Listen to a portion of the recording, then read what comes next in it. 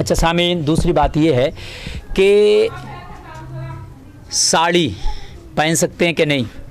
आम तौर से इस इलाके में, हमारे इस खत्ते में, रामपुर, मुरादाबाद, बरेली, बदायूं, ये है कि गैर मुस्लिम ही साड़ी पहनते हैं। ऐसा नहीं है, साड़ी जायज़ है, मुस्लिम भी पहन सकते हैं। हाँ, साड़ी पहने तो उसमें जिस्म ज़ाहिर ना हो।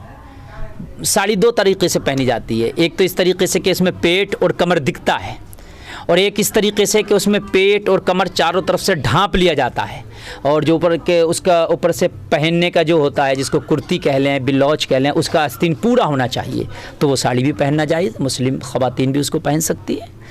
और ऐसे ही मुस्लिम लड़कियां जो है आजकल जो जम्फर और क्या जो बड़े चुस्त तरीक़े के जो कपड़े चल रहे हैं, तो वो भी जैसे एक चुस्त पैंट नहीं पहन सकते, ऐसे ही वो चुस्त कपड़े भी ज़ेब तन नहीं कर सकते, नहीं पहन सकते। इस तरीक़े का लिबास जिससे जिस्म ज़ाहिर ना हो, वो लिबास पहना जाए। अब वो नाम उसका कुछ भी अवाम ने दिया हो, कुर्ता पैजामा दिया हो उसका नाम, चाहे वो उसका जम्फर शलवार दिया हो औरतों के लिए उसका नाम, जम्पर कमीज़ दिया हो उसका नाम, साड़ी दिया हो उसका नाम, वो अलग अलग इलाक़ों के नाम से अलग अलग लिबास के नाम है। लेकिन ऐसा नहीं है कि जो आज हम पहन रहे हैं, ये शलवार मर्द भी और कुर्ता पहनते हैं जिसको पठानी सूट बोलते हैं, तो कि साहब क्या ये कुरान और हदीस से साबित है? ऐसा नहीं है। मेरे आक़ा करीम सल्लल्लाहु ताला अलैहि वसल्लम ने तहबंद पहना था। हाँ, ये उलमा ने इसको जायज़ करार दिया, पसंद फरमाया। क्यों? क्योंकि इससे सतरपोशी अच्छी होती है, जिस्म के अंग इससे नहीं दिखते हैं।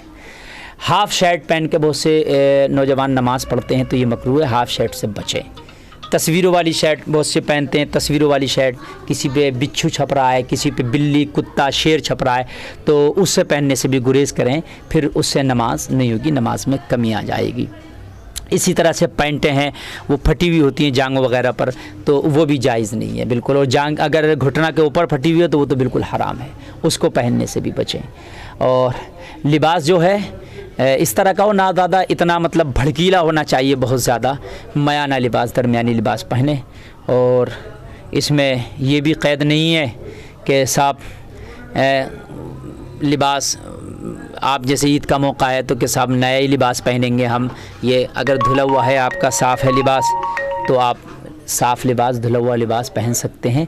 मुस्तहब है नया कपड़ा पहनना ईद और जुमे के दिन, लेकिन फ़र्ज़ या वाजिब नहीं है। आपको अगर अल्लाह ने दिया है तो पहन सकते हैं, और नहीं दिया है तो पुराने को धुलकर भी ईद और जुमा अदा कर सकते हैं। और ऐसे ही आजकल ख़वातीन दुपट्टा, इतना हल्का, इतना बारीक दुपट्टा है सामीन के, उससे बालों की मुकम्मल स्याही नहीं, मुकम्मल बाल नज़र आते हैं, तो उससे भी गुरेज़ करें। इतना भारी और मोटा दुपट्टा होना चाहिए कि जिससे बालों की स्याही नज़र ना आए, नहीं तो फिर उससे नमाज हरगिज़ ना होगी। कोशिश करें।